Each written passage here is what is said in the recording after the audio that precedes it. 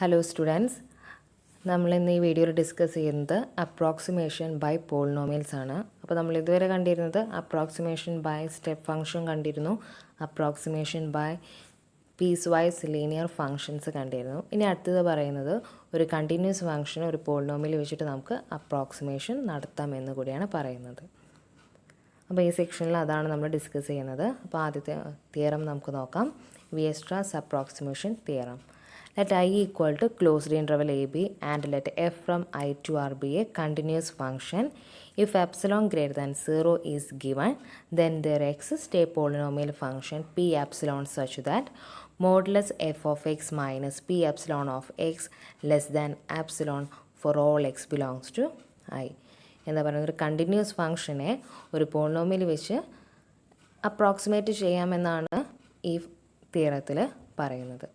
Okay, ഏതൊരു epsilon എടുത്തു കഴിഞ്ഞാലും അതിന് കറസ്പോണ്ടിങ് ആയിട്ടൊരു polynomial P epsilon of X കിട്ടും. Then P epsilon of X എന്ന് പറയുന്നത് എഫ് ഓഫ് എക്സ് പ്ലസ് എപ്സിലോണും എഫ് ഓഫ് എക്സ് മൈനസ് എപ്സിലോണിൻ്റെയും ഇടയിലായിട്ടാണ് എടുക്കുക. ഓക്കെ, അങ്ങനെ ഏത് എപ്സിലോൺ എടുത്തു കഴിഞ്ഞാലും അതിന് കറസ്പോണ്ടിങ് ആയിട്ട് എനിക്കൊരു പോളിനോമിയൽ അവിടെ കിട്ടും. അപ്പോൾ ഇതിൻ്റെ പ്രൂഫൊന്നും നമുക്ക് പഠിക്കാനില്ല, പക്ഷേ അവരൊരു കാര്യം കൂടെ പറയുന്നുണ്ട് താഴെ, ഒരു ബേൺസ്റ്റീൻ പോളിനോമിയൽ. ഈ ഒരു ബേൺസ്റ്റീൻ പോളിനോമിയൽ വെച്ചിട്ടാണ് നമ്മൾ ഈ കണ്ടിന്യൂസ് ഫംഗ്ഷൻ അപ്രോക്സിമേറ്റ് ചെയ്യുന്നതെന്നുള്ള കാര്യം കൂടെ അവിടെ പറയുന്നുണ്ട്. ആ പോളിനോമിയൽ എന്താണെന്നും കൂടെ അവർ താഴെ ഡിഫൈൻ ചെയ്തിട്ടുണ്ട്. നോക്കാം. F from closed interval 0,1 to R, Bernstein defined the sequence of polynomials Bn of x equal to summation k equal to 0 to n f of k by n n c k. അതായത് നമ്മൾ permutation combination notation ഉണ്ടല്ലോ, N C K ആണ് ആ ബ്രാക്കറ്റിൽ മുകളിൽ തന്നെ താഴെ K എന്ന് എഴുതിയേക്കണോണ്ട് ഉദ്ദേശിക്കുന്നത്. ഓക്കെ, അപ്പോൾ N C K X raise to K 1 minus X whole raise to N minus K. ഇതൊരു nth ബേൺസ്റ്റീൻ പോളിനോമിയലാണ്. ഇത് ഒരു അറ്റ്മോസ്റ്റ് nth ഡിഗ്രി പോളിനോമിയലാണ്. ഇവരുടെ കോഎഫിഷ്യൻസ് എന്താണ് ഇവിടെ? F of K by N ആണ്. അതായത് 0, 1 by N, 2 by N, etcetera K by N, etcetera 1. ഈ പോയിൻറ്റ്സിലെ ഫങ്ഷൻസിൻ്റെ വാല്യൂസാണ് ഈ പോളിനോമിയൽസിൻ്റെ കോഎഫിഷ്യൻ്റായിട്ട് വരുന്നത്. ഇനി എൻ സി കെ എന്ന് പറയുന്നത് നമുക്ക് എന്താണെന്നറിയാം. N factor divide by K factorial into N minus K ഫാക്ടോറിയലാണ്, which is equal to N into N minus 1 into etcetera into N minus K plus 1 divided by 1 into 2 into etcetera into K. ഇനി താഴത് നമ്മൾ ബേൺസ്റ്റീൻ polynomial കൂടെ വെച്ചിട്ട് തിയറത്തിൻ്റെ statement നമ്മൾ മുകളിൽ കണ്ട വിയർസ്ട്രാസ് approximation തിയറത്തിന് കുറച്ചും കൂടെ ഒരു ചെറിയൊരു മാറ്റം വരുത്തിയിട്ട് ആ ഫംഗ്ഷൻ്റെ ഡൊമൈൻസിൻ്റെ ഒക്കെ മാറ്റി കുറച്ചും കൂടെ അതിൻ്റെ ബേസിക് ആയിട്ടുള്ളൊരു തിയറം എന്ന് വേണമെങ്കിൽ നമുക്ക് പറയാം. ശരിക്കും പറയുകയാണെങ്കിൽ ബേൺസ്റ്റീൻ അപ്രോക്സിമേഷൻ തിയറത്തിൽ നിന്നാണ് നമ്മുടെ വിയർസ്ട്രാസ് അപ്രോക്സിമേഷൻ തിയറം ഉണ്ടാക്കിയെടുക്കുന്നത്. അപ്പോൾ അതിൻ്റെ സ്റ്റേറ്റ്മെൻറ്റ് കൂടെ നമുക്ക് നോക്കാം. Bernstein's approximation theorem. Let epsilon greater than 0 and f from closed 0, 1 to R be continuous.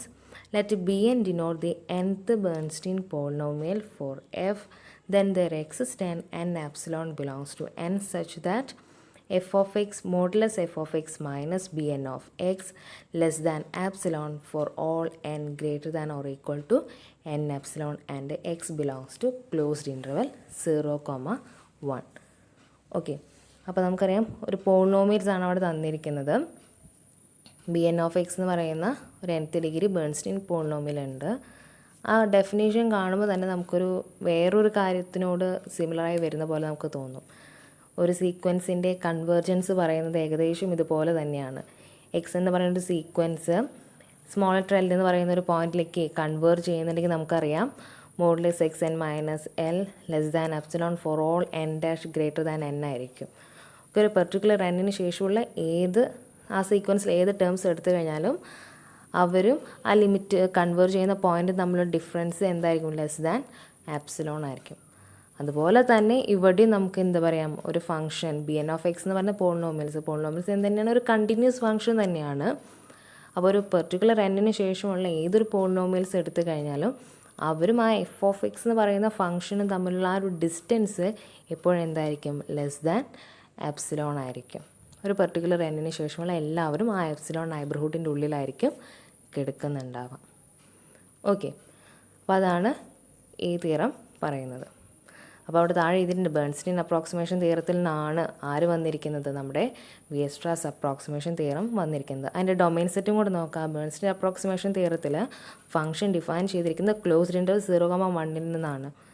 എന്നാൽ വിയർസ്ട്രാസ് അപ്രോക്സിമേഷൻ തിയറത്തിൽ ആർബിട്രറി ആയിട്ടുള്ളൊരു closed bounded interval closed AB ആണ് എടുത്തിരിക്കുന്നത്. അപ്പോൾ ക്ലോസ്ഡ് 0,1 നിന്ന് ഡിഫൈൻ ചെയ്തിരിക്കുന്ന ഫംഗ്ഷനെ ക്ലോസ്ഡ് ABയിലേക്ക് കൺവേർട്ട് ചെയ്യുമ്പോൾ അവിടെ ഒരു വേരിയബിൾ ചേഞ്ചസ് വരുത്തണം. അതെന്താണെന്നും കൂടെ അവർ താഴെ പറയുന്നുണ്ട്. ക്യാപിറ്റൽ F(t) എന്ന് പറയുന്നത് എന്തായിട്ടാണ് ഡിഫൈൻ ചെയ്യുന്നത്, small letter of A + B - A × T ആയിട്ടാണ് ഡിഫൈൻ ചെയ്തിരിക്കുന്നത്.